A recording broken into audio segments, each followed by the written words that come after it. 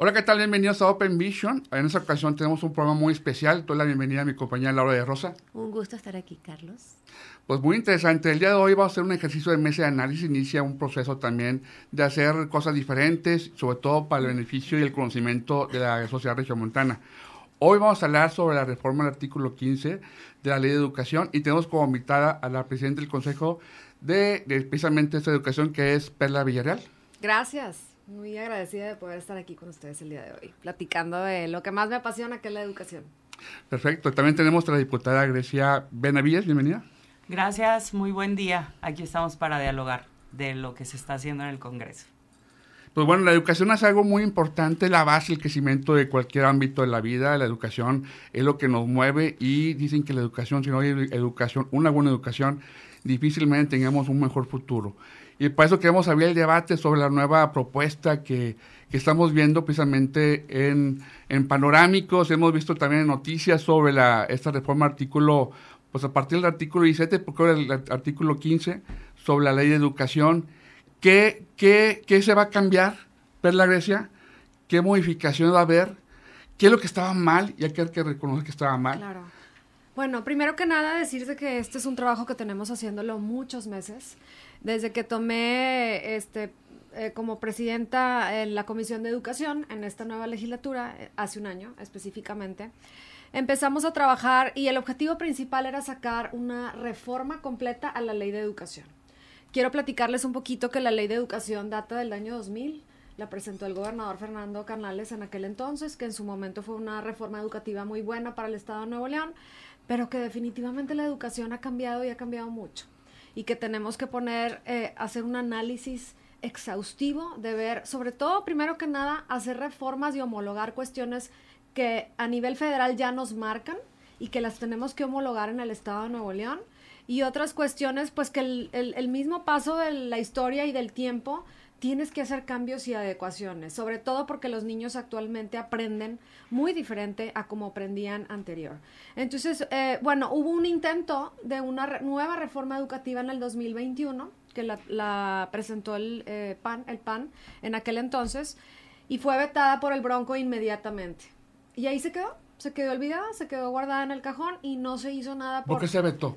Se vetó más que nada por temas de presupuesto. Tú sabes ya. que muchas cuestiones que a veces se vetan, pues es por cuestión de presupuesto, pero pues creo que no hubo un cabildeo suficiente. Ya cuando vas a trabajar una propuesta de esta magnitud, sobre todo en un tema educativo, pues son cosas que las tienes que cabildear con todos los grupos legislativos, incluso hasta con el gobernador, el tesorero, que tú sepas que esto realmente pues no se vaya a vetar para que no se quede ahí trabado tanto trabajo y ya se olvide.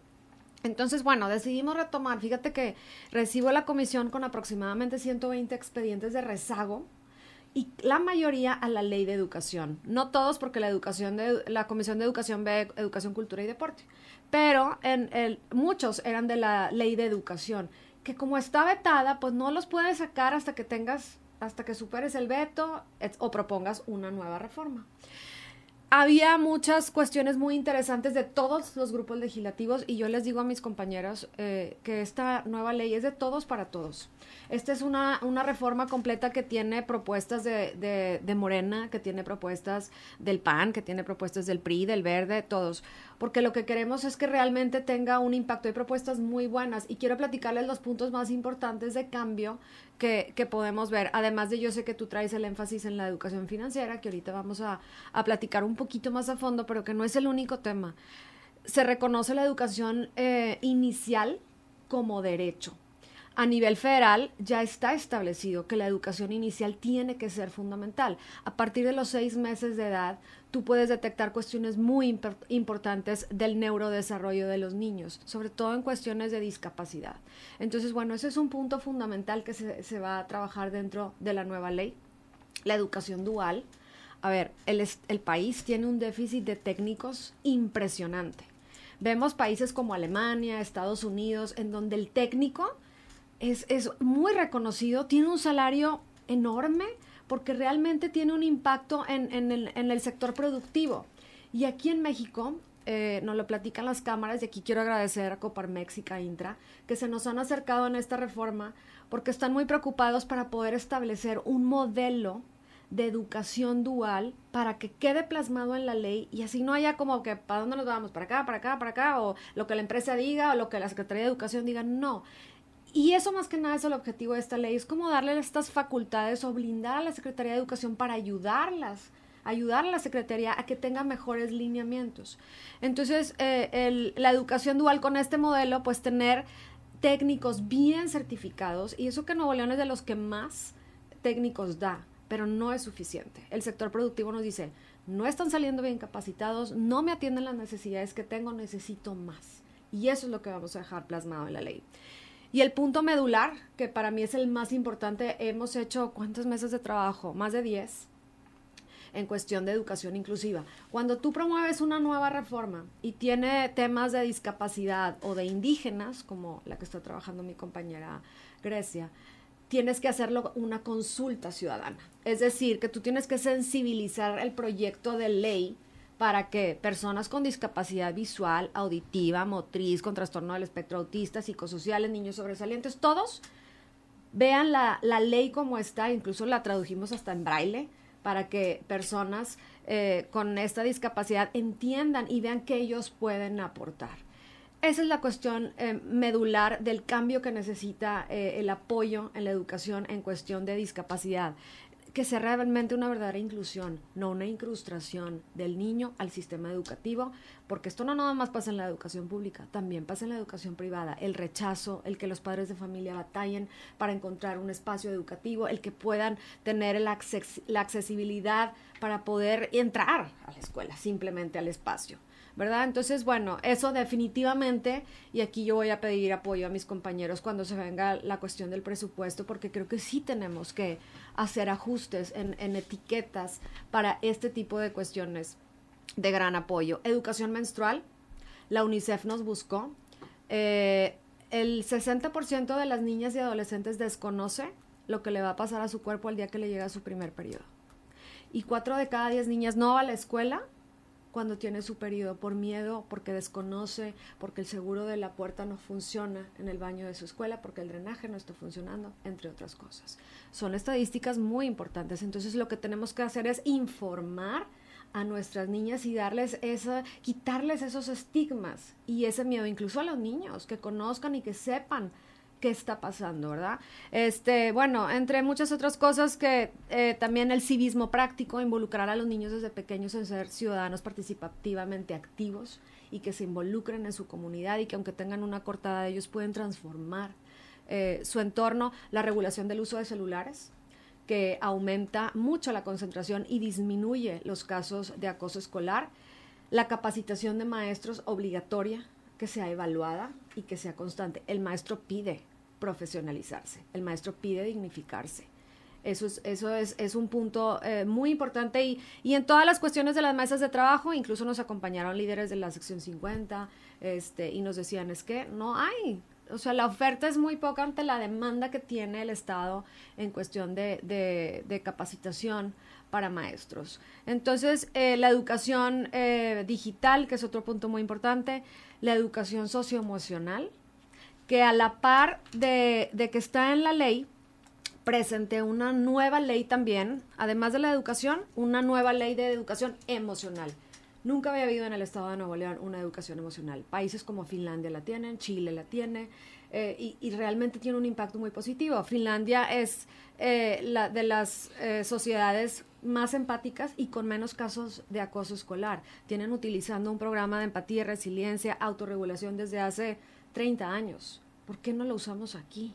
Necesitamos incluir la educación socioemocional y definitivamente la educación financiera, porque la educación financiera ya necesitamos informarle al niño, necesitamos crear emprendedores, necesitamos que conozcan el valor del dinero, el cómo puedes ayudar, qué son los intereses, cómo puedes pedir un crédito, entre todas esas cuestiones que involucran cómo pongo un negocio, cómo registro mi marca, todas esas cosas que te eduquen para la vida real. Porque luego educan tan segmentados y sin conceptos aplicados que a veces te enseñan cosas que nunca vas a volver a ver y nunca vas a volver a usar. Entonces, el objetivo general de esta reforma es que realmente tengamos una educación para la vida. Grecia. Pues bueno, yo creo que sí se debe de actualizar y homologar, como bien lo vimos a nivel federal. Tenemos la reforma del 2019 que crea el nuevo modelo de la escuela mexicana, y aquí en Nuevo León, bueno, la visión de nosotros, de nosotras como Cuarta Transformación, como Morena, creemos, lo primero que se hizo de manera federal es, ¿quién hace la educación? ¿Quién tiene que hablar primero sobre reformas educativas? Las maestras, los maestros. ¿A quién se le tiene que invertir primero? Públicamente, ¿no? La inversión, el presupuesto, a las maestras y a los maestros. ¿A qué me refiero? A aumentarles el salario, que no se había hecho en mucho tiempo, y a la clase trabajadora en general en México, y eso es fundamental cuando hablamos de educación. ¿Quién facilita los conocimientos? ¿Quién hace los procesos de enseñanza-aprendizaje? Las maestras y los maestros. Y aquí en Nuevo León tenemos graves conflictos en ello, porque las maestras y los maestros de estatales de la sección 50 tienen problemas de cómo es el incentivo. Por ejemplo, tener un incentivo salarial, hay muchas confusiones, hay muchos requisitos, y ese es un planteamiento que luego ya no quieren hacerlo. No sé si me explico. Entonces, creo que es muy importante que las maestras y los maestros tengan claridad y que sea de fácil acceso el poder tener el incentivo económico.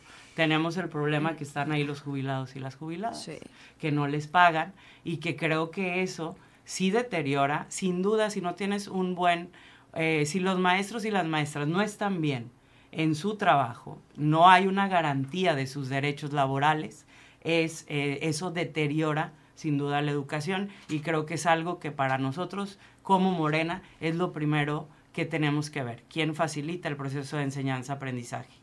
La otra es que sin duda la visión, nosotros no tenemos una visión de la OCDE ni una visión empresarial, sino una visión de derechos y del pleno ejercicio de los derechos, que es lo que se hizo con la nueva escuela mexicana. Creemos también que tenemos que discutirla. Creo que se ha hecho un gran trabajo de discutir con todos los sectores. Sin duda, aquí Nuevo León, que es uno de los estados más industrializados, hay ciertas demandas laborales, pero sí tenemos que plantearnos todo lo que nos decía ahorita la diputada Perla, ¿no? O sea, no es solo que la educación te dé para ir a un trabajo, sino que la educación te dé para desarrollarte integralmente como persona, como ciudadana, como ciudadano. O sea, todo esto que está contemplando, y que además actualizar el pleno ejercicio de los derechos de todas las personas, ¿no? Cuando hablamos de que aquí en Nuevo León ya hay comunidades de pueblos originarios, indígenas, que ya nacen aquí, que podrán haber estado en 4 generaciones antes, pero tenemos que empezar a ver que pues sí, tenemos una población muy grande de pueblos originarios, 300,000 personas se calcula ya, y que se tienen que plantear en la nueva ley de educación, como todo lo que estamos viendo de las personas con alguna discapacidad, y también plantear en lo de salud, porque desde los hospitales se podía plantear lo que bien decía la diputada Perla, de poder detectar desde que nacen alguna de las cosas que tenemos que tener como estadística para poderlo plantear en una ley. Y sin duda creo que no solamente es que las maestras y los maestros estén bien en sus derechos laborales, en sus salarios, en sus maneras de acceder a un escalafón o a un incentivo, pero también a la actualización docente. O sea, el tercero constitucional no lo marca, todos los planes y programas tienen que estar apegados al progreso científico y no podemos estar desfasados en ello. Entonces, eso es muy importante, y esperemos que prospere la actualización o que haya una nueva ley de educación, o sea, nueva, o no quiero decir esa palabra, sino reforma. Una reforma que se actualice a las necesidades reales del Estado. Y en cuanto a actualizaciones reales, justamente, no solamente de los maestros, no solamente de los alumnos, y donde ustedes están planteando el tema de derechos fundamentales, el tema de la dignidad, sí. El tema de la salud me pareció fantástico, y la educación socioemocional, sí, súper importante, porque lo vemos también en Japón, sí, por ejemplo. Pero estamos viviendo tiempos en los que ahora tenemos incorporadas las redes sociales y la inteligencia artificial. Claro. ¿Cómo ustedes están planteando esto en esta nueva reforma? Bueno, es un muy buen punto, qué bueno que lo tocas. Definitivamente no podemos dejarlo de lado, ¿verdad? O sea, es la cuestión digital, la cuestión de la inteligencia artificial, como bien lo dices tú, en Japón ya lo enseñan como materia. Tenemos que acercarles esas herramientas y enseñarlas a usar. Y enseñarles también que no todo lo que ven es real, que tienes que discernir entre lo bueno, lo malo y cómo recibe el niño esa información, cómo cómo le va a llegar al cerebro todas esas técnicas, todas esas cuestiones que estamos viendo de telecomunicaciones, de inteligencia artificial, de tecnología, y ver cómo las puedes aplicar positivamente, porque ya no podemos dejar de lado que eso es parte de nuestra vida. Y que realmente los trabajos en los que nuestros niños se van a desempeñar ni siquiera están desarrollados. A lo que voy es que tenemos que enseñarles todas esas estrategias de tecnología e inteligencia artificial que también están plasmados en la ley, la inteligencia artificial como parte del currículum. Obviamente es un poco difícil por la cuestión de la infraestructura que tienen las escuelas o la carencia, más bien, pero de cierta manera ir viendo, sobre todo en algunos espacios educativos, en que se pueda incursionar o mínimo irles explicando, irles introduciendo a los niños temas de los pros y de los contras que tienen estas cuestiones. Pero es inevitable que no lo sepan, los tenemos que enseñar para protegerlos también a ellos. Entonces, definitivamente la tecnología, yo no estoy en contra de la tecnología, fui directora muchos años de un colegio privado y definitivamente ayuda a desarrollar muchas habilidades, pero también no podemos dejar de lado el juego o lo que los niños siempre han hecho, porque también no van a estar todo el día y eso les preocupa mucho a los papás, que estén todo el día en la pantalla y luego todavía llegan en la tarde y si tienen un ratito libre pues agarran el iPad o se ponen a ver YouTube. A mí me toca ver en los recorridos que hago en la colonia, ahí están todo el tiempo pegados a un iPad o a una pantalla. Eso es lo difícil, y también involucrar a los padres. Creo que un punto importante en esta reforma educativa también es darle ese espacio en la cuestión de ya existe una ley para la escuela para padres, inclusive, el que se involucren y el que realmente el padre de familia esté informado de todos estos cambios, de cómo puede ayudar en casa, te ayuda a detectar muchas cuestiones de bullying, de acoso escolar. O sea, son herramientas que también les tenemos que dar, que nos tienen que dar nosotros como padres de familia, porque es difícil a veces te agarra el trabajo, el día a día, la prisa, y no te involucras tanto en lo que tu hijo está viendo. Entonces creo que es un conjunto de cuestiones que tenemos que ver, pero definitivamente sí tenemos que enseñar esta cuestión de la tecnología y de la inteligencia artificial. Es de que la inteligencia en la infancia, bueno, en la primaria, nos enseñan mucho pues lo que es la inteligencia financiera o la inteligencia de educación normal, el saber sumar, multiplicar, el saber restar, dividir, etcétera. Pero un tema que comentaba Perla era lo que es la parte de la inteligencia emocional. El fondo, considero yo que la gravedad de la educación es el cuidado de las emociones. La gente no ejecuta, no... ¿Por qué? Porque vienen con situaciones transgeneracionales, por problemas ya heredados, que es lo que imposibilita el éxito. Me queda claro que vivimos bajo un presupuesto, que es un presupuesto que está medido, y que muchas veces depende del presupuesto abarcar mayor parte de planes y proyectos, pero también está la educación de casa, que te enseñan en tu casa, el que los papás se involucren. ¿Qué tan importante es la parte emocional, la educación emocional? Me entera así como la inteligencia artificial, pero también la inteligencia emocional, lo que es la parte del manejo de las emociones. Bueno, para mí, o sea, en el tercero constitucional está muy específico esto, ¿no? La educación tiene que ser democrática, ¿no? Y la democracia se entiende, y así lo dice textual el tercero, la democracia se entiende no solamente como un régimen, una estructura jurídica, un régimen político, sino como una forma de vida. Entonces, ¿qué es la democracia? Entonces, en ese sentido, en la democracia es donde cabemos todas y todos, es donde podemos ejercer los derechos, es donde hablamos del poder desde el pueblo, ¿no? Entonces, eso es muy importante, y por eso se dejó y está establecido y nadie lo ha movido del tercero constitucional, que es algo de las cosas que es, por ejemplo, la educación es un derecho, porque es la única herramienta que tienes para tomar mejores decisiones. o para no tomar decisiones estúpidas. No sé si me explico. O sea, el tercero constitucional quiere quitar la ignorancia, quiere quitar los fanatismos y quiere quitar las servidumbres. Está así específico en el tercero constitucional. ¿Y la educación qué es? ¿Qué es la educación? Pues aprender las ciencias, ¿no? Y diferenciar entre ciencia y tecnología es muy importante cuando nos educamos, porque la ciencia es el conocimiento que te ayuda a entender la realidad, a poder desmenuzar la realidad. Y la tecnología son las herramientas con las que puedes llegar a investigar, con las que puedes llegar a poder desmenuzar la realidad. La ciencia es eso, la explicación más exacta de la realidad. O sea, no llueve. ¿Por qué llueve? Pues sabemos por qué llueve. Y cada cosa está en eso. Entonces, yo creo que las emociones también se estudian. Las emociones son una rama de la ciencia. Y todo eso, el poder diferenciar y que las generaciones nuevas puedan diferenciar qué es ciencia, qué es conocimiento y qué es tecnología, es como podemos ir avanzando. Que por eso está así, ¿no? La primaria nos enseñan lo básico de las ciencias. En la secundaria nos enseñan las primeras leyes. En la preparatoria entramos a cosas más abstractas y más complejas como la filosofía, antes que nos quitaron la lógica hace mucho, y luego ya te vas a la rama de la ciencia que quieres investigar y es tu línea de vida. Entonces, la educación tiene que plantearnos desde muy chicos y chicas qué es y para qué sirven las herramientas, y no que un celular te da conocimiento, porque no es así.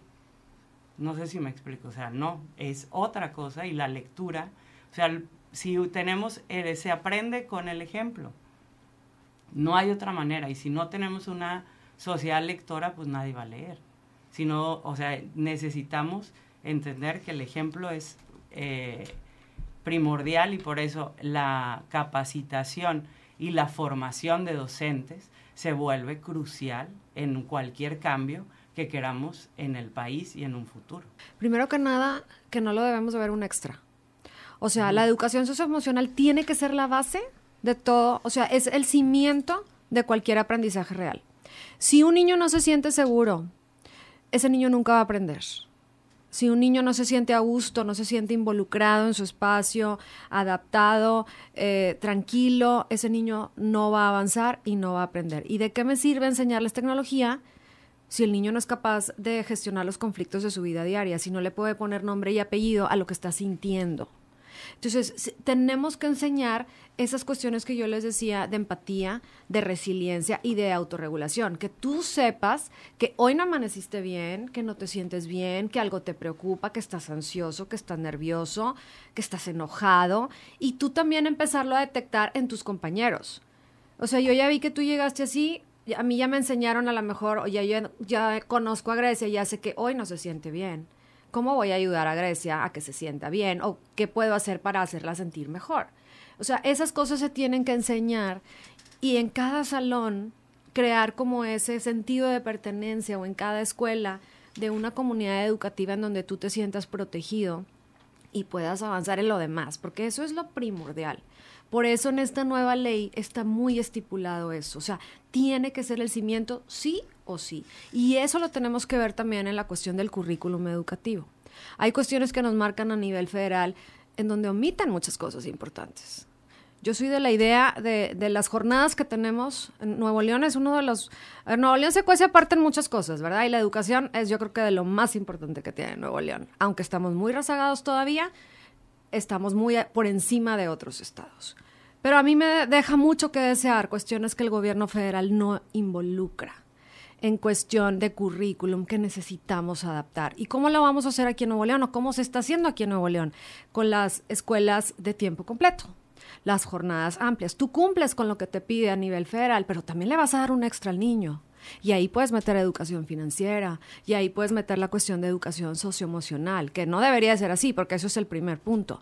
Pero a veces por tiempos, o porque las jornadas son sumamente cortas, de 4 horas, pues no te da tiempo, no es suficiente para un maestro poder transmitir todas esas cuestiones. Entonces, eso es un ajuste que tenemos que pensar a futuro y ver aquí de qué manera podemos ir involucrando eso, que ya se está haciendo cada vez más, que eso realmente celebro de la Secretaría de Educación y de tanto de la doctora Sofía Leticia como del doctor Juan Paura, que traen ese mismo sentido de realmente ver por ampliar esas jornadas y que los niños tengan mayores experiencias educativas de mejor calidad.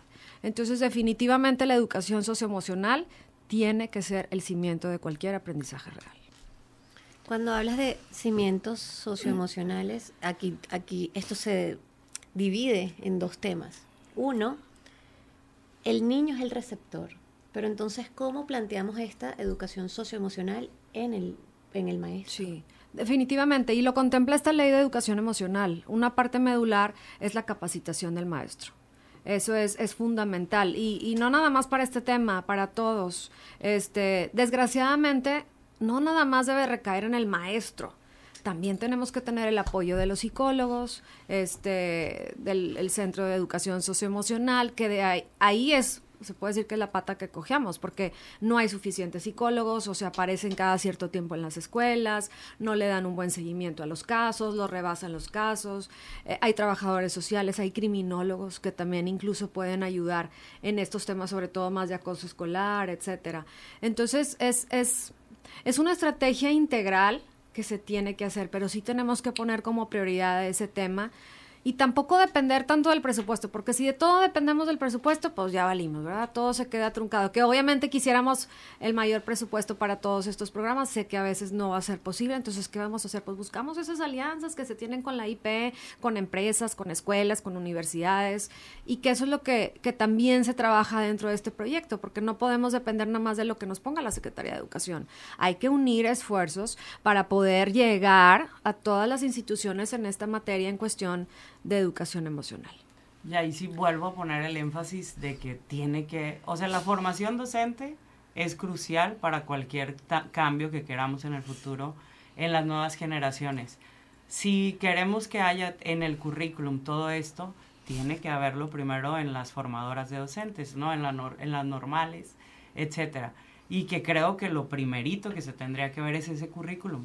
Cómo se forman, quiénes son las maestras y los maestros, cómo se forman y con qué contenido se forman. Entonces, por eso es tan importante que los procesos de enseñanza-aprendizaje pues los hacen las maestras y los maestros. Entonces, cualquier currículum que queramos ampliar, pues tendría que venir primero en la formación de docentes. Sí, sabes que un punto muy importante, Carlos, que omití yo al principio en cuestión de la nueva ley y que se homologa a nivel federal también, es la educación superior obligatoria. Ese es un punto muy importante, porque en el sexenio pasado tuvimos, desertaron 1.5 millones de alumnos que iban a nivel superior. Entonces, ahí lo que tenemos que hacer, y que ahora sé que se está trabajando desde nivel federal con las universidades nuevas que se crearon, y aquí también en el nivel estatal, por ejemplo, con la Universidad Ciudadana, que son totalmente gratuitas o que ofrecen este tipo de becas. Lo que tenemos que hacer es cerrar esa brecha que existe de los niños, de los jóvenes que están desertando, para que les acerques de manera gratuita o con becas y que realmente terminen y darles una mejor oportunidad, porque tenemos que elevar el nivel de estudio que tiene la mayoría de la población. Eso es inevitable. Entonces, esos cambios también son importantes para, en cuestión de educación superior, pues tengamos mejores resultados. No, y ahí sí yo quiero señalar, el gobierno federal pues hizo la beca Benito Juárez para las escuelas públicas, por igual a hombres y a mujeres, y ahorita la beca Rita Cetina, que se entregaron en el estado de Nuevo León solamente 250,000 para alumnos y alumnas de secundaria, para que no salgan. Y creo que lo de las becas es muy importante, o sea, cómo garantizamos el acceso a la educación, porque es un derecho, y yo planteé en esta reforma que está ahorita que estamos discutiendo, es que los útiles escolares se entreguen gratuitamente en las escuelas públicas, porque es un gasto muy fuerte para las familias, y que hay veces que esta desigualdad de las libretas o de ese tipo de cosas que te pueden generar ciertos ánimos, que es lo que estamos hablando a la hora de ir a aprender, que sería muy bueno. Ya se hacen 4 estados que se entreguen, porque no es un gran gasto en el presupuesto entregar los útiles escolares. Yo solo planteo útiles escolares, hay 2 estados donde hasta el uniforme se entrega de manera gratuita, y creo que eso son cosas que también tenemos que ver para que se garantice realmente el acceso a la educación. Son 170,000 habitantes por año de nuevos habitantes, de migrantes. El crecimiento es muy grande y es muy acelerado, que puede ir incrementando más. Estamos hablando que en 6 años puede haber 1 millón de habitantes más, o 5 años, depende de la evolución de todo esto. La realidad de las cosas, Perla, Grecia, la realidad de las cosas. ¿Qué calidad tienen realmente los maestros? ¿Realmente son coherentes? Cuando enseñan, vamos a hablar, por ejemplo, de la educación financiera o la parte emocional. ¿Realmente tienen realmente un conocimiento? Porque yo, los voy a decir sinceramente, les digo, yo fui a escuela de gobierno y me enseñaban a ahorrar, pero realmente, ahora que tengo un doctorado y soy asesor certificado en la Bolsa Mexicana de Valores, me doy cuenta que realmente no era lo que realmente es. El ahorro es el clásico cochinito, le ponían las bonitas, lo llenabas, lo rompías y te ibas a comprar un dulce. El concepto es totalmente equivocado, es una realidad. O sea, el concepto del ahorro para mí, además, para mí el ahorro es nocivo. Así. Es mala inversión para vivir el rendimiento, es la mentalidad regiomontana. Es la mentalidad de los regios. Por eso tenemos el PIB más elevado, el de mayor crecimiento después de la pandemia, los que más cotizan en bolsa las empresas. Sí, somos de otro mundo, Monterrey, sí, somos gente de trabajo, nos levantamos rápido, pero realmente los maestros están enseñando realmente bien los alumnos, realmente cómo está el termómetro de los maestros actualmente.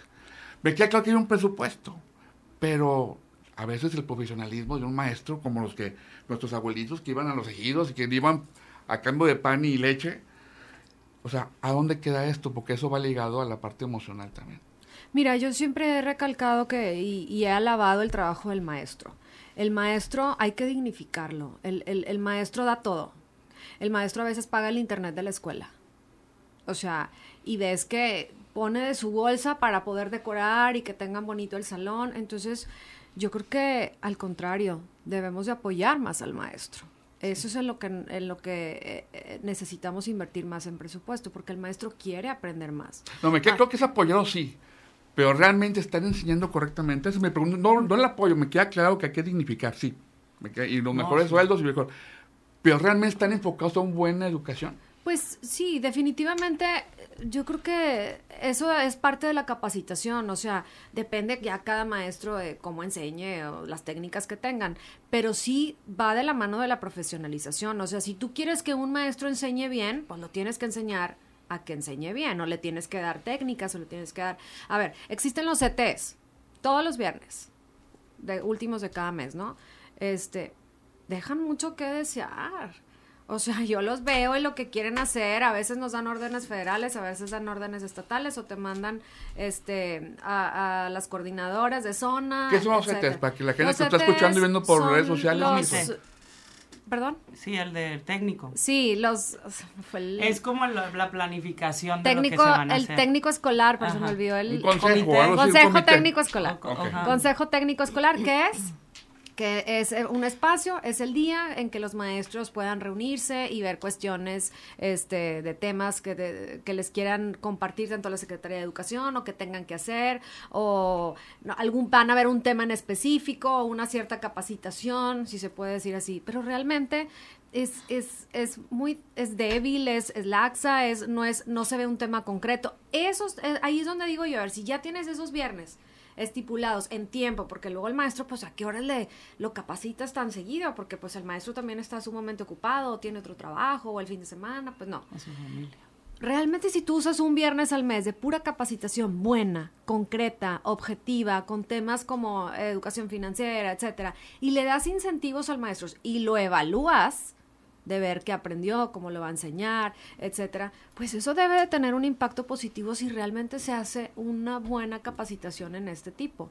Entonces, yo creo que eso va de la mano en el que el maestro sí pueda transmitir bien los conocimientos o la manera en que quieras que lo transmitas. Yo, que fui directora, pues yo le decía a mis maestros, a ver, o contratabas especialistas para que les dieran algún curso como tú quieres que enseñen y como se debe enseñar. Cada maestro tiene su estilo, ahí sí pues no te vas a meter mucho, pero las herramientas que quieras que utilicen y los conceptos que quieres que enseñen, pues definitivamente bien se pueden dar en una buena capacitación. O sea, la actualización de la educación depende de lo que otorgue el presupuesto. Claro. Sí, pero no hay una iniciativa propia, no hay una manera de que déjame cultivarme más, aunque no venga. Claro que para hay, mejorar. el TEC tiene programas gratuitos y cursos. Pero yo creo que cualquier profesional lo hace. O sea, la ética profesional es actualizarse todo el tiempo y el estar leyendo y estar viendo qué está ocurriendo. Pero sin duda una limitante, como bien lo dices, somos un estado de destino y ahora llegan alrededor de 170,000 personas. Algunos dicen 1,000, 170,000, 150,000. Esto hace que tengamos una carencia de estructura escolar, o sea, que no hay escuelas, que no haya aulas, y además deteriora las aulas que ya tenemos. Entonces, hay maestros y maestras en las escuelas públicas, yo siempre estaba en escuelas públicas, donde no es lo mismo los procesos de enseñanza-aprendizaje cuando tienes a 45 personas que cuando tienes a 20 o a 30. Entonces, creo que eso también lo tenemos que decir, que sí no es una culpa o echar culpa no se tendría que hacer en este debate, porque lo que queremos es avanzar. Entonces, si llega mucha gente, pues sí tenemos que tener, como bien lo decía ahorita Perla, objetivos presupuestales muy claros para poder ir acabando con el rezago educativo, que la gente no se salga, como ahorita bien lo compartía antes de entrar al programa. Municipios de ultra crecimiento como lo es Juárez, o sea, no hay aulas desde kinder. Y García también. García igual. Entonces tenemos, de los 10 municipios con ultra crecimiento en el país, 4 son de Nuevo León, de los primeritos. Entonces, sin duda la infraestructura escolar debilita el que los profesores, las profesoras puedan tener mejores procesos de enseñanza-aprendizaje. Vamos al presupuesto federal. ¿Cuál es el porcentaje que recibe Nuevo León para la educación? La verdad no traigo el dato, estadísticas del presupuesto que le llega a Nuevo León en cuestión. La vez pasada mandaron aproximadamente 900 millones. 900 millones. ¿Por cuándo? O sea, ¿ese presupuesto de cuánto tiempo es o cómo se maneja? De un ahí? año. Por un año. Más lo que tenía el ¿Y Estado, qué abarca ¿verdad? ahí? ¿Qué se destina a ese Sobre presupuesto? todo va para infraestructura, ¿Hacia escuelas? Recursos materiales, sí. Okay. Ese era para escuelas, el que te dije. Sí, que es la escuela nuestra, así se llama un programa federal, que se le da, dependiendo del alumnado, se les da o 150,000, 250,000 o medio millón para el mantenimiento de la escuela. Pero en el estado, que es ahorita que hacía énfasis la diputada Perla, para el próximo año, que esperemos se logre avance en la actualización de la Ley de Educación Estatal, tener objetivos presupuestales claros porque aprobamos un presupuesto de 150,000 millones de pesos. El gobernador anunció hace unos meses que iba a dar 4,000 millones de pesos para infraestructura educativa. Entonces, a ver, ellos prometieron 40 escuelas nuevas, le urgen a Nuevo León escuelas nuevas, sobre todo en los municipios que bien mencionó Grecia. Juárez, Nuevo León, los de ultracrecimiento, pesquería inclusive.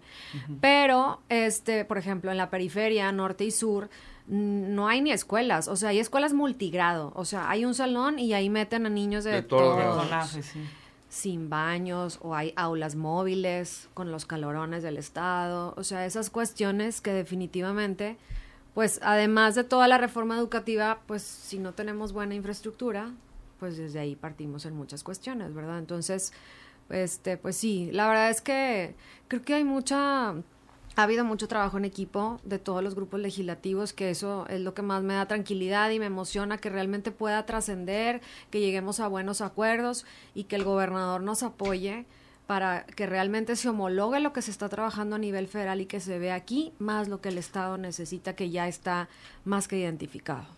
Y nada más déjenme recargar que tenemos al mejor magisterio del país. O sea, Nuevo León sí tiene maestras y maestros muy comprometidos, como bien lo decía la diputada Perla. O sea, sí le ponen de su bolsa casi todas las maestras y los maestros, además de tener esa empatía, porque sin duda todo el mundo recordamos y apreciamos a muchas de nuestras maestras y maestros. Usted me recordamos a un maestro en su infancia que fue el que más se enfocó. Casi a todas las de la primaria, o sea, sí creo que tenemos un muy buen magisterio y sin duda Nuevo León es punta de lanza también en eso, porque aquí fue el primer estado donde se dio aguinaldo a los maestros y las maestras. Y gracias a un grande que es Pancho Villa. O sea, entonces, por eso Nuevo León tenía 90 días de aguinaldo. Ya se homologó en todo el país. Pero esa es una de las cosas históricas que tenemos y que por eso se crearon primero la red de escuelas estatales que federales, porque aquí había una necesidad de mano de obra calificada. Entonces, esa historia nos ha hecho avanzar y ser punta de lanza, pero necesitamos ahorita acomodarnos y ver realmente, y como bien lo digo, los objetivos presupuestales para que no nos rezaguemos en que se garantice el acceso a la educación y podamos tener los suficientes maestros, maestras en las diferentes ciencias, en lo diferente que tienen que saber, como que sepan de lo emocional, de todo, para poder ir avanzando y no tener o poder realmente hablar de lo que soñamos muchas de quienes somos maestras. Ahorita actualmente a nivel federal no se instaura que se evalúe el proceso como tal. Y aquí en Nuevo León se designó por parte de la Secretaría de Educación el Nuevo León Aprende, que apenas empezó a realizar. Y creo que ese es un punto muy importante que no debemos dejar de lado, y lo que queremos lograr es que en la ley quede plasmado para que el gobernador que siga o los gobiernos entrantes, porque las cosas buenas se deben de dejar, si ya están funcionando y ves que están funcionando, pues vamos a dejarlas, que son cuestiones que sí realmente, a ver, lo que no se mide no se puede mejorar. Y sobre todo después de la pandemia, que tuvimos un rezago terrible, tenemos todavía un rezago académico enorme. Estas evaluaciones nos han abierto los ojos y te hacen ver realmente dónde estás parado, porque a lo mejor ni siquiera te puedes ir a enseñar no sé qué, porque pues estás parado en este momento en un rezago educativo que de ahí tienes que partir. Entonces, la evaluación educativa va a ser constante, va a ser anual, en ciertos grados, para ver realmente cómo están avanzando los niños y que esto se quede como un instrumento para siempre, para poder evaluar y medir cómo vamos en el estado de Nuevo León. Y en cuanto justamente hablabas tú, Grecia, el tema de que tenemos un magisterio importante, y justamente tú comentabas de Perla el tema de por qué se vetó la reforma anterior. Entonces, en este punto, ¿cómo va la socialización justamente de esta reforma? ¿Cómo se está incorporando a los maestros a que den opinión, a que se empapen de esto que está sucediendo? Claro. ¿Y cómo está dándose la retroalimentación entre justamente los grupos parlamentarios, pero también con el Ejecutivo Estatal? Sí, mira, te platico que yo creo que ya llevamos, no sé, unas 12 meses de trabajo de la Ley de Educación.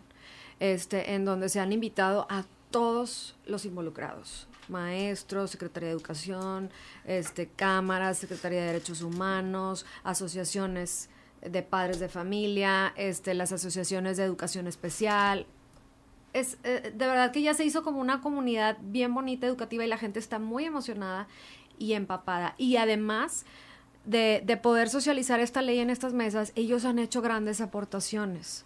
Tanto maestros, nos acompañaron los líderes de la sección 50, de la sección 21, inclusive a dar las aportaciones de lo que ellos querían o qué ajustes pudiéramos todavía hacer, porque no es el proyecto definitivo, se presenta este proyecto que se conformó de las iniciativas más de lo que ya se tenía, más lo que nos pidieron homologar a nivel federal, y así se construyó el proyecto. Se presenta, se socializa y obviamente hay cambios y ajustes. Entonces, en el proceso que estamos ahorita, el martes tengo la última mesa de trabajo de educación dual con las cámaras, y posteriormente, ¿qué sigue? Se hace una final, porque ya se está haciendo el compendio de todo lo que nos ha llegado, está un correo público en la página del Congreso del Estado, y ahí tú puedes hacer tus aportaciones, los maestros, los padres de familia, quien quiera. Eso lo vamos a analizar, lo trabajan los técnicos, incluso de la mano de la Secretaría de Educación, y se ha hecho este proceso de la mano de la Secretaría de Educación por lo mismo, que lo que queremos es que realmente les ayude a ellos, le ayude al Estado, le ayude a la gente involucrada, y que sí pueda ser una realidad, porque luego a veces se proponen cosas que dices, pues sí, suena muy bonito, pero pues ¿cómo lo voy a plasmar? O sea, no va a ser real. ¿Para qué lo dejo en una ley si yo sé que eso me lo va a vetar el gobernador? O no va a haber un presupuesto específico para eso. Entonces ahorita estamos en ese proceso, se va a empezar a trabajar el dictamen final con todas estas recopilaciones reales que sí podamos realmente plasmarlas, y ya posteriormente pasa a la Comisión de Educación, obviamente primero que nada socializado con todos los coordinadores y grupos legislativos haciendo ajustes, y ya posteriormente pasaría a pleno. Entonces todavía le queda, yo creo que unos 2 meses de trabajo en este tiempo, pero ahí vamos. Entonces estamos haciendo esa recopilación, como tú dices, para escuchar a todos los actores y ver de qué manera se llegue a todos los involucrados. Ya vemos varias maestras legisladoras, o sea que eso también es importante. Está, bueno, aquí está la diputada Perla, yo que estoy en la pedagógica, ahorita con permiso sin goce, está la diputada, la maestra Reina, está la Elsa. Maestra Lupita y la maestra Elsa. O sea, entonces no me había puesto a pensar en eso. Entonces, realmente, y ellas socializan, o sea, lo que ocurre, como yo no estoy en la comisión, pero lo que ocurre ahí sí nos lo socializan, sobre todo, pues, las que venimos de lo público. Soy de la 21, soy federal, pero, o sea, sí se socializa, y por ejemplo, la maestra Lupita Rodríguez, pues, en los CENDIS, que también son un ejemplo nacional. Ella es todo un... Es un ejemplo nacional, claro. Entonces, creo que por eso también hemos podido avanzar también de otra manera. Además que en Morena hicimos tiempo de mujeres, entonces también la legislatura somos más mujeres. Sí. Entonces es la primera vez y se avanza y se hace política de otra manera, sin duda. Las necesidades más urgentes ahorita es infraestructura. Es lo que urge ahorita, hacer más escuelas, más instalaciones. Lo más urgente yo creo que sí. ¿Y en qué proceso está ahorita eso? O sea, ¿está con respecto a la repartición de presupuesto por parte del gobernador, de la federación? Yo sí quiero ser como muy honesta en el sentido de las condiciones políticas. O sea, yo no puedo decirle, no se redireccionó el presupuesto 2 años. ¿Sí me explico? Entonces eso genera sin duda deterioro y golpea en todo. ¿Sí? A cualquier cosa, cualquier ámbito. Entonces, ahorita apenas creo que en esta legislatura hemos podido avanzar en muchos temas de manera muy rápida, como sacar una ley de educación. O sea, realmente en un año creo que sí va a ser una hazaña. Entonces esperemos que sí se logre, y con esa ley ya podemos ver objetivos presupuestales muy claros para el siguiente año. Sí, por eso es la importancia de que saliera antes del presupuesto, porque eso ayudaría bastante, definitivamente. Pero sí, bueno, la infraestructura siempre va a haber necesidades, ¿verdad? Y más que son edificios de 50 años o que se les dejó de dar mantenimiento por mucho tiempo, y las escuelas nuevas que se tienen que construir, eso es crucial. Entonces no hay riesgo de veto. Pues ni lo menciones. Ni lo menciones. Pues mira, ¿qué te digo? No. Tú sabes cómo es la política, pero creo que este tema no lo debemos de politizar. O sea, es un tema muy noble, es un tema en el que todos queremos sumar, es un tema en el que podemos seguir creciendo mucho más. O sea, este proyecto, aunque ya se apruebe, va a seguir modificándose y trayendo cosas muy buenas. Entonces, lo que ya queremos es tenerlo, que ya salga y de ahí partir y seguir creciendo en cuestión educativa. Yo siempre lo he dicho, o sea, si con la educación ayuda a disminuir las graves problemáticas sociales que tenemos. Eso es indiscutible. Entonces, entre mejor educación tengamos, o apostar a la educación siempre es una buena idea. La educación es la base del crecimiento del país. Ahorita platicamos fuera del aire que por qué el sur era diferente que los del norte. Bueno, yo te pregunto, Perla, ¿por qué? Eso lo platicamos, decía yo, pero quiero saber tu opinión. ¿Por qué hay más educación en el norte? ¿Por qué allá no hay? decirlo porque no lo dije pues sí, son costumbres de trabajo, de la manera de ver la vida. En el norte somos muy echados para adelante. ¿Qué? No, es que es lo que yo le comentaba, de que es la cultura, la costumbre, son costumbres, ¿no? Sí, la gente del norte es muy trabajadora, es entrona, es sin miedo, es salirte de las reglas muchas veces, y te lo digo porque yo lo veía cuando a veces te decía algo la Secretaría de Educación que tenías que hacer. O sea, aquí muchas veces no le hacen, o sea, haces otras cosas porque dices tú, no es suficiente. No somos conformistas, nos queremos tener más, queremos seguir creciendo, y eso en educación la verdad es que ha impactado mucho. Tenemos las mejores universidades, no nada más en el país, o sea, aquí en Nuevo León tenemos las mejores universidades en Latinoamérica, colegios muy buenos, obviamente la educación pública. Lo que queremos también con esta ley es cerrar esa brecha entre la educación pública y la educación privada.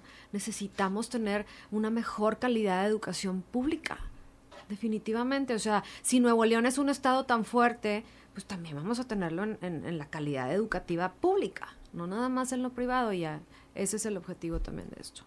Sí, pero yo quiero decir, es que yo le decía que la industrialización, sin duda, pues la industrialización, pues por ahorita por eso nos planteamos reindustrializar el país y tal y como se lo está planteando el país vecino del norte. O sea, Nuevo León se industrializa primero porque está la cuenca de Burgos y es una cuenca de gas natural y el 70% de la electricidad se hace con gas natural. En el sur no tienen la cuenca de Burgos y no hicieron gasoductos ni en Guerrero ni en Chiapas. Entonces, el desfase o esa diferencia de cómo entendemos al trabajo aquí, cómo lo entienden en el sur, es por la industrialización. Con el presidente Andrés Manuel López Obrador se empezaron a hacer los gasoductos en Chiapas y en Guerrero. Y eso es la diferencia, que la manera de trabajar es distinta por la industrialización. La mano de obra calificada es distinta por la industrialización. Entonces creo que más allá de ser algo que tengamos genético, es por los procesos en los que vimos todos los días y cómo se desarrolló el norte, gracias al recurso natural que tenemos, que es el gas. Pero más que eso es las personas. Sí, no, las sin duda. personas. Aquí hubo una industrialización porque hubo una persona que se arriesgó, que tomó riesgos, que asumió, arriesgó todo, que a lo mejor hay lugares donde no existe ese tipo de personas, pues no se industrializa igual como Nuevo León o como Coahuila o como otros estados que también tienen un crecimiento interesante. Pero antes de la industrialización hubo una persona. No, eso que ni o dos, tres, pero, o sea, sí, pero, o sea, yo no quiero rayar luego de que se cosas que no, o sea, que para mí todo México es bonito, sí, es México, claro, me queda claro. Soy regiomontana, pero también orgullosamente mexicano. En Oaxaca pues no hubo un Eugenio Garzazada, no hubo esas personalidades que... Pero Benito Juárez. No, claro, pero es diferente. No, eso sin duda. Porque la cultura empresarial es... No, y en Oaxaca... De aquellas empresas que han perdido todo, conozco sí, amigos, claro, empresarios, dueños de empresas muy grandes, que perdieron todo y volvieron a empezar de cero y lo lograron. Eso es una cultura que tenemos aquí en el norte, y no es tanto, sí, claro, la industrialización, pero antes hubo una persona que vendió su casa, que vendió su carro, y no fueron muy dependientes. Así empezó la cervecería. Uh-huh. Sí, Tapia, Eugenio Garzazada y toda la... Pero pues ellos son de los primeros, pero ahorita ya hay un mundo de empresas. Sí, claro. No, o sea, no es demeritar a nadie, ni es de pero... Sí, claro, no. Pero sí es muy importante conocer la historia y cómo se construyeron las ciudades, para luego no decir cosas que puedan rayar en otras cosas, ¿verdad? No, o sea, creo que en eso siempre todo México es México, cuidado. Y me encanta ir a Oaxaca, sí. Me encanta ir a Chiapas, me encanta ir a Cancún, sobre todo a Cancún, y es sí, México. Claro. Pero sí te queda mucho las personas, o sea, las personas sí para el crecimiento de un país. Bueno, justamente ustedes están siendo invitadas, Perla y Grecia, a un programa que todos los sábados estamos hablando del tema geopolítico y financiero. Okay. ¿Por qué? Porque si las personas y nuestra audiencia está justamente orientada a eso, si las personas no entienden qué es lo que está pasando en el mundo, uh-huh, en lo financiero y en lo geopolítico, que eso impacta no solo en la economía global, en la economía hemisférica, en la economía nacional y en la economía del bolsillo, entonces no pueden entender cómo le afecta que, por ejemplo, la guerra Rusia-Ucrania afecte en los tacos que estás comprando y en la harina que estás comprando o en los tomates justamente. Ahora, y en el aguacate. Y en el aguacate, por ejemplo. Entonces, ¿cómo ven ustedes el tema de la educación financiera que nos afecta a todos justamente en esa reforma que ustedes están planteando? ¿Y cuáles son las aristas que ustedes están viendo? Sí, pues definitivamente la educación financiera desde pequeños te da otro panorama o crear esa semillita para en un futuro empoderar al niño, empoderar al ciudadano, que pueda poner un negocio y crecer, ¿no? El tema del endeudamiento, que a veces muchos mexicanos no tienen esa manera de ver de cómo vas a dónde vas a poner tu dinero, cómo lo vas a utilizar, o que te lo quieres gastar inmediatamente. O sea, todas esas cuestiones, pues tenemos que enseñar a los niños desde pequeños y en todas las edades. También tenemos que sacarlos aquellos, por ejemplo, a que jueguen a poner un negocio. Yo lo hacía cuando trabajaba en el colegio. El niño tenía que poner un negocio.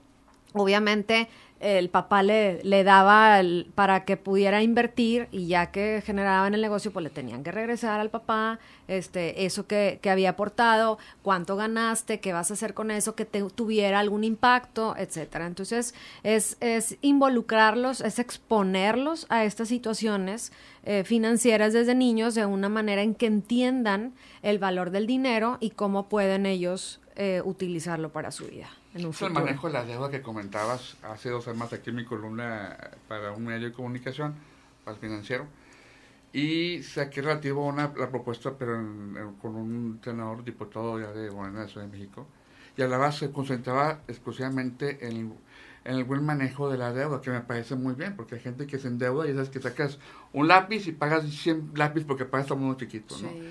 Pero les faltó, a mi punto de vista, les faltaba incompleta la propuesta, porque antes de la deuda, que se me hace muy interesante, la deuda que sí es buena si compras una máquina, si compras algo que te produce, que te genere algo más. Enfócate bien a lo que te genere, pero faltó la parte del ingreso, porque antes de gastar hay que ingresar, y esa parte no la incluyó. Y es una parte importante de esa, y la parte de la cultura emocional, el manejo de las emociones, porque es donde mucha gente se frena para tomar una decisión, para tomar un riesgo. ¿Por qué? Porque se limita, porque es hijo de una cultura de que nunca han tomado decisiones, que eso no es malo, lo voy a explicar, pero siempre hay que romper con esas creencias limitantes para arriesgarte en la vida, porque al final de cuentas en la vida uno viene a arriesgar, y te puede ir bien, te puede ir mal, y si te va mal te acerca el éxito, pero en lo que él comentó, porque lo puso en varios medios, habló solamente de la deuda, y era algo que le faltó un poquito. No, claro, yo creo que de educación financiera lo más importante también es de que se entienda, o que desde muy pequeños entendamos el Estado. ¿Qué es el Estado, no? Porque, ¿a qué me refiero? No el Estado Nuevo León, sino el Estado, qué es lo que tiene que hacer, ¿no? Que muchas veces las maestras lo decimos, bueno, es como el motor de un carro, ¿no? Cada cosa tiene que servir para que andes, ¿no? Pero el Estado, la población, el gobierno, el territorio, y sin duda la educación financiera nos tiene que enseñar a pagar impuestos y para qué son los impuestos, porque estamos en un estado de leyes que son los que nos regulan todos los ámbitos de la vida. Entonces, eso creo que es muy importante, que toda la gente lo sepamos desde muy chicos y chicas, porque todo el mundo pagamos impuestos. Y no es malo pagar impuestos. El problema es que pagamos 35%, pagamos el 35% de impuestos, pero a veces... Es muy bueno. Sí, muy bueno. De hecho, es un tercer socio que está en la empresa, pero que no está. Pero pagamos mucho impuesto, pero a veces no recibimos el presupuesto que necesitamos para la educación. Claro, y es que no ha habido una reforma final. O sea, no ha habido una reforma para eso, no se ha tocado. Desde que llegó la 4T en lo federal, no se han aumentado impuestos, no se ha hecho ciertos ajustes en las finanzas del Estado. Que se debiera de hacer, yo creo que sí, pero a eso se lleva, ¿no? ¿Para qué te sirve? O sea, y es muy importante que estudia la economía, el trabajo. ¿Y el trabajo qué es? Lo que se produce, lo que se consume y cómo se distribuye. Entonces, el entender que tu valor de trabajo es lo que tú produces, ya sea material o de conocimiento, es muy importante para poder sobresalir, porque luego tenemos una cultura del consumo en donde solo se le da valor al dinero y al tener dinero, y no a qué produces para tener ese valor. Y creo que eso es muy importante a la hora de hablar de finanzas y a la hora de hablar de economía. Tú decías hace un rato que ustedes la visión que tenían no era de la OCDE, ni tampoco era empresarial. No. Entonces, ¿cómo lo están planteando ustedes? Versus esto que se está planteando. Nosotros, yo creo que muchas veces nosotros entendemos la educación como un derecho de todas las personas. Y la educación es la herramienta, la que te da para ampliar tu cultura. O sea, el adentrarte a las ciencias, el adentrar a la tecnología, el adentrar a las bellas artes, el adentrar a otro tipo de expresiones culturales que por el simple hecho de ser personas son válidas, ¿no? Entonces, la educación es un derecho y en educación es el acceso a la ciencia, ¿no? A entender las ciencias, ¿no? ¿Qué significa las ciencias para poder tener una línea de vida que es tu línea de investigación? Entonces, por eso no todas las personas, las becas, por eso en Morena las entendemos, no para quien saca 10, sino es tu derecho. Entonces, tú estás en la preparatoria y tienes derecho como estudiante de tener una beca para seguir estudiando, aún así que no tengas habilidad para matemáticas, aún así que no tengas habilidad para historia.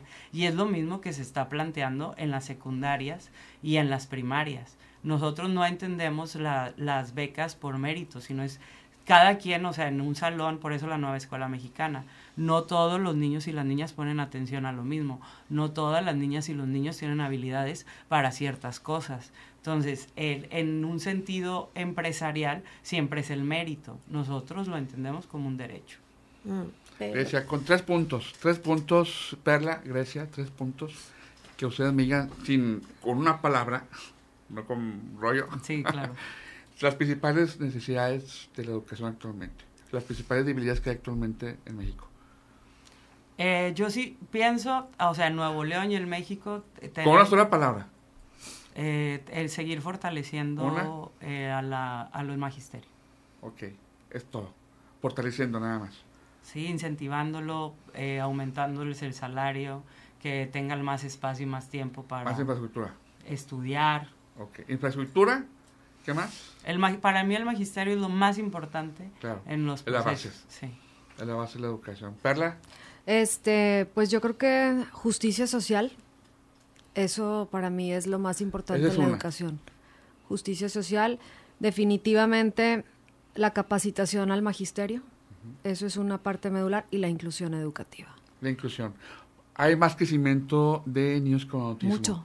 De una manera muy importante, debido a la alimentación, por genética, no sé, pero había un crecimiento muy importante. Es excesivo ya el crecimiento que estamos teniendo y que no se le está atacando, ayudando. A eso me refiero en cuestión de inclusión, no nada más a cuestiones físicas, que también tenemos muchos niños que sufren. Luego te mando unos testimonios que tengo de niños en donde nos platican lo que han sufrido, incluso un niño con trastorno del espectro autista, en donde decía... bullying. No es que me maltrataran a mí, que le decía, se llama Adrián el niño, y decía, es que ya no me dejaron seguir ahí, y me trataron mal. Bueno, no me trataron mal a mí, decía, trataron mal a mis papás porque les dijeron que yo ya no podía seguir en esa escuela privada. O sea, eso es de lo que voy en que la educación privada también tenemos que hacerle muchos ajustes con la nueva ley. Pero la educación inclusiva está dejando mucho que desear para la demanda que tenemos, y no estamos atacando, no estamos ayudando, y ese es un tema de justicia social. Me entero como una parte de la reforma, la obligación de escuelas particulares y públicas de admitir a esos niños especiales. Totalmente. Los padres de familia, hay gente que sí puede pagar una escuela privada y que no tiene a dónde ir, no les dan entrada, te ponen un límite de niños o te piden una maestra sombra que te cobra carísimo al mes, y eso es un abuso. Claro, y en la escuela pública pues no tenemos espacios ideales, no tenemos maestros capacitados en cuestión de neurodivergencias, no tenemos psicólogos suficientes. Ahí está la parte más importante que tenemos que apoyar con esta reforma y con el presupuesto. Y el mismo secretario de Educación también lo dijo. De verdad que estas mesas nos han sensibilizado bastante, o sea, nos han abierto los ojos a todos, tanto a las personas del gobierno estatal como a los diputados, como a todos los que se han involucrado, porque es muy triste ver lo que está pasando y que no estamos llegando a esos objetivos. Pues muy buena nuestra mesa de análisis el día de hoy. Gracias por venir, gracias por atender a esta convocatoria, y qué bueno que se están generando estas iniciativas, y además teniendo en cuenta que la relación justamente de fuerza en el legislativo estatal pues está aportando a esto. Y bueno, pues como una sugerencia, la educación es la base de todo. La base, y no solamente en la escuela, está en las casas de cada uno de esos niños, como padres, como jefes o mamás de familia. Está en nuestras manos, fuera también de las escuelas, están en la casa. Y obviamente, pues, tienen las puertas abiertas para cuando esté esa reforma o una iniciativa ya más cercana. Por eso invitamos a este programa que se transmite los sábados en la fórmula.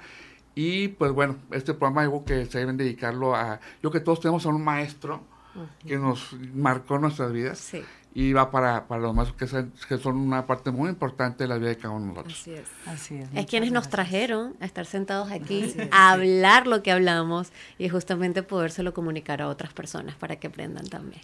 Muchas gracias, Grecia Benavides. Muchísimas gracias por estos espacios que son muy importantes para la construcción de un mejor mañana aquí en Nuevo León.